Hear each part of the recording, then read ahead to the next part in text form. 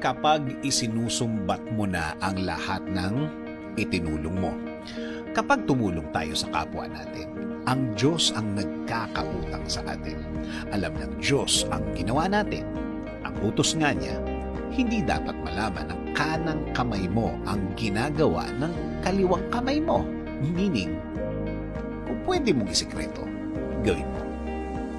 Ewan ko kung maniniwala ka, kapag may taong humingi ng tulong sa atin, may kung anong encouragement kang nararamdaman para tumulong. Gusto mo siyang tulungan dahil sa nalaman mo at naikwento sa'yo. Ang bagay na naramdaman mo ay galing sa Diyos. Ginagawa ka niyang instrument ng pagtulong sa taong yun dahil nagdasal sa Diyos ang taong yun.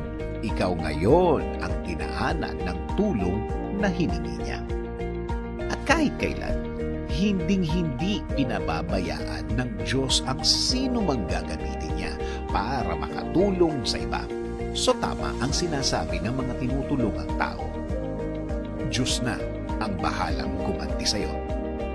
Meaning, naging answered prayer ka sa ginawa niyang pagkausap sa Diyos. At kapag Diyos ang magbabalik ng tulong na ibinigay mo, measurement ng Diyos ang gagamitin para sa pag-give back sa'yo sa ginawa.